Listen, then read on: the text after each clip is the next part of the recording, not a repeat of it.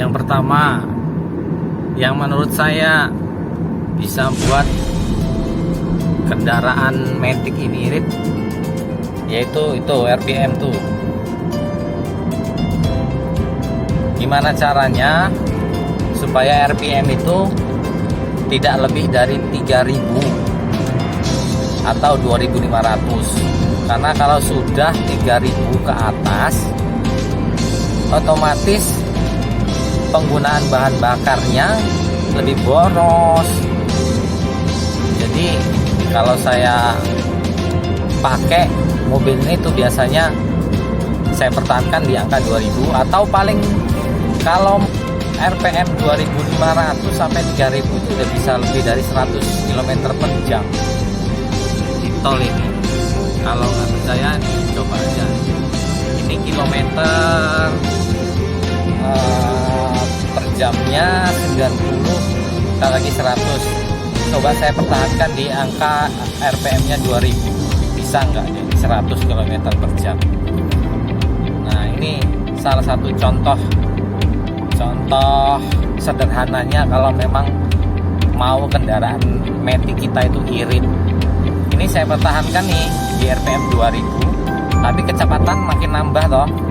Nah, ini salah satu kunci supaya kendaraan Matic kita itu irit. Gak usah terlalu dalam injak gasnya atau membuat RPM-nya ini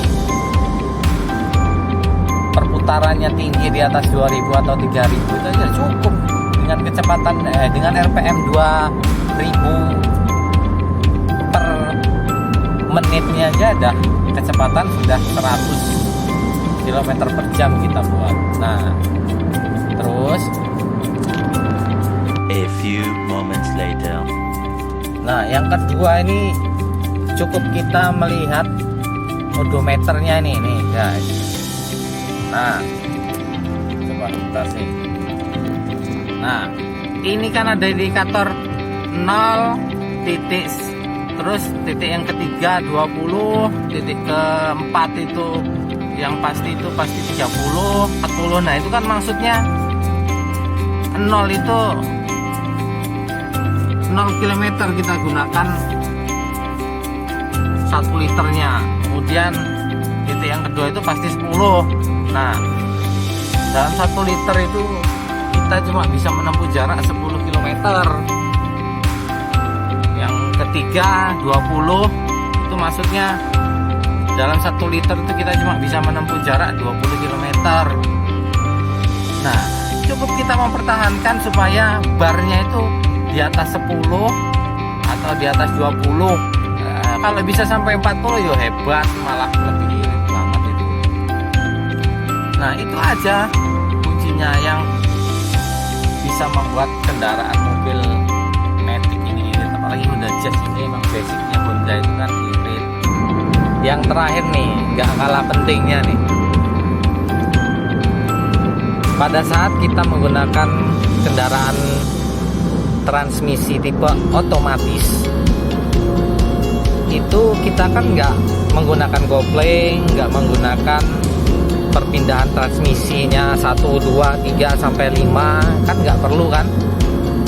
Kalau kendaraan tipe yang saya gunakan ini cukup di D atau di S itu tanda di transmisinya. Kalau D itu tipe kendaraan, tipe mengendarainya santai lah kalau bisa dibilang. Kalau S itu menurut paham saya sih, kalau kita mau RPM-nya naik secara drastis kemudian responsif, nah itu menurut saya S itu. Kalau saya seringnya sih pakai di huruf D ini ya, karena itu juga mempengaruhi irit atau enggaknya penggunaan bahan bakar kita. Nah, lanjut yang tadi yang tidak kalah pentingnya, yaitu ketika kita menggunakan kendaraan tipe transmisi otomatis ini, injak gasnya itu nggak usah terlalu dalam seperti yang aku bilang tadi di cara yang pertama. Kalau kendaraan Matic ini nggak perlu gaspol, nggak perlu.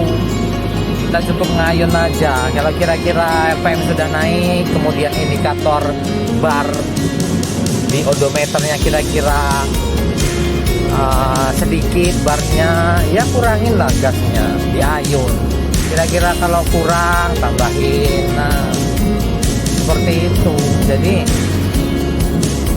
3 faktor yang mungkin bisa membuat kendaraan kita lebih irit, ya menurut saya itu sih.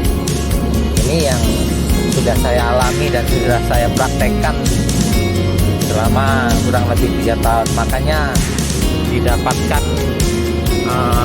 angka di odometer saya tuh 14,5. Artinya 1 liter bahan bakar yang saya gunakan itu cukup untuk menempuh jarak 14 km atau 14,5 km. Cukup irit kan? Jadi 3 indikator itu yang perlu diterapkan pada saat kita mengendarai kendaraan matic. Nah, lain lagi ketika kita kondisinya orang full, maksudnya penumpangnya full. Karena ini kendaraan harian pergi ke kantor, jadi saya sendiri. Mungkin keadaannya berbeda lagi nanti ketika kendaraan ini terisi penuh oleh penumpang. Ya otomatis akan berbeda keadaannya. Karena beban kendaraan ini sendiri ya cukup berat, akhirnya mungkin mempengaruhi RPM-nya, mempengaruhi pijakan gas kita, mempengaruhi bar odometer, indikator irit atau tidak bahan bakarnya itu. Nah, saya rasa cukup mudah dipahami dan mudah dimengerti ya, bagaimana caranya supaya kita itu nggak terlalu boros menggunakan kendaraan matic. Oke. Mungkin itu aja yang bisa saya share ilmunya atau pengalaman saya menggunakan kendaraan matic ini.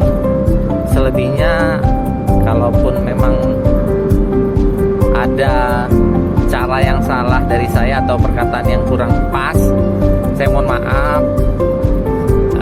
Ini sekedarnya yang bisa saya sampaikan, karena